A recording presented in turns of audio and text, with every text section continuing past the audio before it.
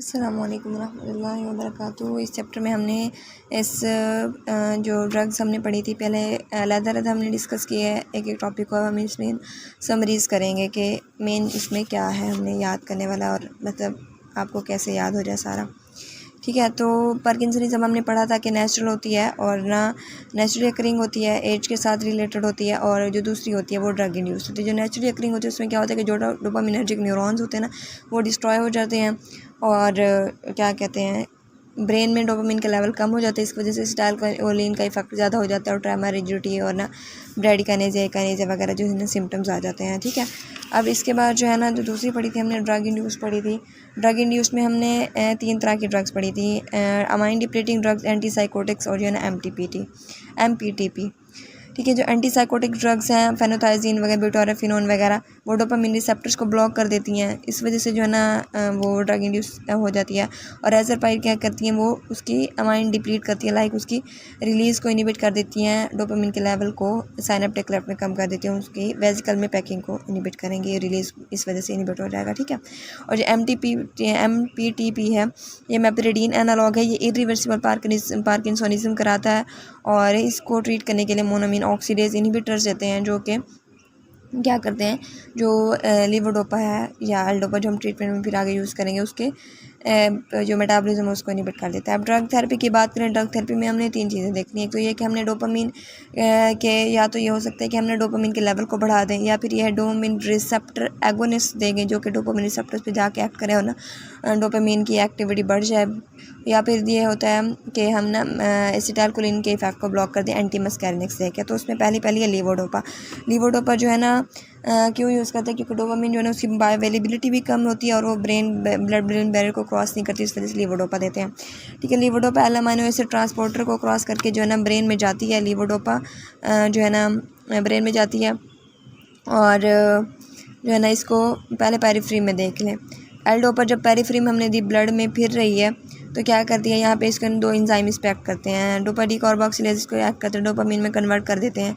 या फिर ये हो सकता है कि इसको कैटेकोलोमिथाइल ट्रांसफरेज इस पे एक्ट करके इसको ना 3-ओ-मिथाइल डोपा में कन्वर्ट कर देंगे। और 3-ओ-मिथाइल डोपा का लेवल जब इंक्रीज़ हो जाता है ना तो वो लीवोडोपा के साथ कम्पीट करते हैं और इसकी जो है ना ब्रेन में एंट्री को इनहिबिट कर देता है। ठीक है, तो इस वजह से हम ना फिर क्या करेंगे, पेरिफ्री में बचाने के लिए हम इसको देंगे कार्बिडोपा के साथ देंगे ताकि डोपा डीकार्बोक्सिलेज को इनहिबिट कर दे और वो डोपामिन में कन्वर्ट ना हो, लीवोडोपा ही ब्रेन में जाए।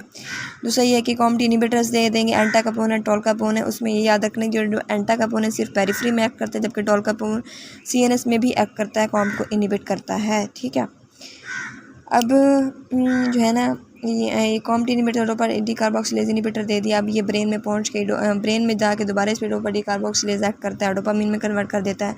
डोपामिन का क्या होता है कि डोपामिन पे जो ठीक है, डोपामिन को जो है ना इधर ब्रेन में क्या होता है कि जो है ना कॉम्ट और मोनोमीन ऑक्सीडेज टाइप भी जो ग्लाइल सेल्स में होते हैं इसको कन्वर्ट कर देते हैं, मेटाबोलाइज कर देते हैं 3-मिथॉक्सीटायरामीन और इस इंटरमीडिएट में। ठीक है, अब जो है ना इसके बाद जो है ना इसको जाकर रिसेप्टर्स पे एक्ट करती है, डोपामिन रिसेप्टर पे। अब हमने थेरेपी क्या है, हमने पेरिफ्री में इसके मेटाबॉलिज्म को प्रिवेंट किया, कार्बिडोपा दिया, एंटाकापोन और टोलकापोन दिया, इसने मेटाबॉलिज्म प्रिवेंट हो गया। ब्रेन में इसके मेटाबॉलिज्म को प्रिवेंट किया, मोनोमीन ऑक्सीडेज इनहिबिटर्स ये सैलिजिनिन, रेसैलिजिन और क्या ना कॉम्ट इनहिबिटर्स ये टोलकापोन, ब्रेन में सिर्फ यही होता है। अब डोपामिन रिसेप्टर पे जब एक्ट करेगी तो क्या होगा कि जो है ना रिसेप्टर एगोनिस्ट देंगे ताकि वो उसकी उसको बढ़ा दें। एक तो उसका अमाउंट बढ़ाया हमने मेटाबॉलिज्म इनहिबिट करके, दूसरा उसका एगोनिस्ट बढ़ा दें। ब्रोमोक्रिप्टन दे के परगोलिड देंगे या फिर ना प्रामिपेक्सोन और ओपिनिरोन है। अब इसमें सेपरेट देखें, जो लीवोडोपा है, लीवोडोपा का क्या काम है कि जो ना स्पेशली ब्रैडिकाइनेसिया को कम करती है, फ्लक्चुएशन वगैरह को कम करती है, रिस्पांस को इम्प्रूव करती है। ठीक है, और इसमें जो इसका ये है कि इसमें ना on off periods on off phenomena रहता है, लाइक ऑन फिनोमेना में जो है ना लीवोडोपा की ये डिपेंड करता है, जो ऑन ऑफ फिनोमेना होता है ना डोजिंग पे डिपेंड करता है, लाइक डोज अगर सही से नहीं ले रहा पेशेंट तो डोज में फ्लक्चुएशन की वजह से जो है ना ये ऑन ऑफ फिनोमेना होता है। ऑन फिनोमेना में ये होता है कि जो पेशेंट है उसमें लीवोडोपा का रिस्पॉन्स जो है ना ज़्यादा होगा, पेशेंट जो है ना उस इम्प्रूव्ड उसका एक एनेजिया होगा या ब्रैडिकाइनेसिया होगा, सिम्टम्स इंप्रूव होंगे। ऑफ पीरियड्स में ये होगा कि जो है ना उसकी सिम्टम्स रीअपेयर हो जाएंगी, लीवोडोपा के रिस्पॉन्स ज़्यादा मैक्सिमम नहीं होगा, उससे कम हो जाएगा, जिस वजह से जो है ना उसकी सिम्टम्स दोबारा आना स्टार्ट हो जाएंगी। ठीक है, अब इसके बाद जो है ना हम टॉक्सिसिटी की बात करें। इसमें टॉक्सिसिटी जो है ना इन सब की मैंने जो है ना अलहदा से लिखी है। पहले ना सिर्फ क्लिनिकल यूजेस देख लेते हैं सबके। तो जो डोपामिन एगोनिस्ट है, इसको भी डोपामिन एगोनिस्ट है ये है, इनको एडजेंक्टिव थेरेपी के तौर पर यूज़ करते हैं। सिंपल मोनोथेरेपी भी दे सकते हैं और एडजेंक्टिवली भी दे सकते हैं, लेकिन जो कॉम्ट और मोनोमिन ऑक्सीडेज इनहिबिटर्स हैं इधर भी इनको एडजेंक्टिवली ही देते हैं। ठीक है, लीवोडोपा के साथ, ताकि इनका मेटाबॉलिज्म भी साथ में जो है ना जो इनहिबिट हो जाए। अब जो डोपामिन एगोनिस्ट हैं इसमें जो ये हैं ब्रोमोक्रिप्टन और परगोलाइड है, और प्रामीपेक्सोन और ओपेरन, ये दोनों और ये दोनों आपस में सिमिलर है। फ़र्क इसमें यह है कि प्रामीपेक्सोल जो है ना ये D3 एगोनिस्ट है और रोपिनिरोल जो है ना D2 एगोनिस्ट है। ये दोनों जो है ना ये डोपामिन एगोनिस्ट है, D2 एगोनिस्ट है। ठीक है, और ये अर्गेट एल्कलाइड्स हैं, ये नॉन अर्गेट एल्कलाइड्स हैं। ठीक है, और इसमें ये था कि जो प्रामीपेक्सोल है इसको भी 3 टाइम्स देते हैं डेली, ओरली देते हैं, और रोपिनिरोल को भी देते हैं सेम। और प्रामीपेक्सोल जो है ना और रोपिनिरोल ये दोनों पेप्टिक अल्सर डिजीज़ में कॉन्ट्राइंडिकेटेड होती हैं। ठीक है, इन सब के साइड इफ़ेक्ट्स है ना मैं अलग से बताऊंगी। ठीक है, इसके बाद जो है एक और बताई हुई एपोमॉर्फिन और ना रोटिकोटिन, इन जो है ना इनको ओरली देते हैं, और जो ये है ये एपोमॉर्फिन इसको सबक्यूटेनियसली देते हैं, और रोटिकोटिन को क्या देते हैं हम ट्रांसडर्मल पैचेस की फॉर्म में देते हैं। एपोमॉर्फिन जो है ना इसको सबक्यूटेनियसली, बस इसका यही है, बस बाकी इसका साइड इफ़ेक्ट्स में आ जाता है। अब इसके बाद जो है ना है ब्रोमोक्रिप्टन किन पेशेंट्स में देते हैं, उन पेशेंट जो लीवोडोपा के लिए रिफ्रैक्टरी होते हैं, जो उनको रिस्पॉन्ड नहीं कर रहे होते। ठीक है, इसको मोनोथेरेपी के तौर पे भी यूज़ करते हैं, कॉम्बिनेशन के तौर पर भी यूज़ करते हैं। मोनोमिन ऑक्सीडेज इनहिबिटर्स हैं। अब ये क्या सैलिजिलिन और रेसालिजिन, ठीक है, ये टाइप बी के इनहिबिटर्स हैं, इसको भी मोनोथेरेपी और एडजेंक्टिव ट्रीटमेंट के तौर पर देते हैं। कॉम्ट का भी ऐसे ही है, और एमेंटिडीन का ये है कि ये डोपामिन के लेवल को जो है ना बढ़ा देती है, उसके रीअपटेक को इनहिबिट करती है, और मस्कैरिनिक ब्लॉकर्स जो है ना इसका इफ़ेक्ट भी है। और इसके बाद जो एसिटाइलकोलिन एंटी मस्कैरिनिक इफ़ेक्ट है, इनका क्या है कि मसल को ब्लॉक कर देंगे। अब जो है ना इनकी टॉक्सिसिटी में इकट्ठे बता। अब जो लीवोडोपा है जब कार्बिडोपा के साथ देंगे तो उसमें GI डिस्ट्रेस, पहले ना सबकी कॉमन देख लें आप, जो कॉमन है ना सब में आ रही हैं वो GI डिस्ट्रेस है, लाइक नोजिया वगैरह, और डिस्काइनेजिया है, और हाइपोटेंशन है, पोस्टल हाइपोटेंशन। इसके बाद बिहेवियरल डिस्टर्बेंसेस हैं, मेंटल डिस्टर्बेंसेस यानी कि डिलीवियंस हो गई, हेलुसिनेशंस हो गई, एजिटेशन, कन्फ्यूजन वगैरह, ये सब में आ रही हैं। सिर्फ जो है ना इसकी एक्सेप्शन ये है कि इनमें जो बिहेवियरल डिस्टर्बेंसेस है ना, बिहेवियरल ये डिलीवियंस और ये वाले, ये जो बिहेवियरल डिस्टर्बेंस है ना, ये 3 कॉम्ट इनहिबिटर्स में, और इसके बाद रोटिकोटिन में और एपोमॉर्फिन, इन 3 में नहीं आ रहे हैं। ठीक है, इसको मैं इधर से लिख लूँ, कॉम्ट इनहिबिटर्स में और एपोमॉर्फिन में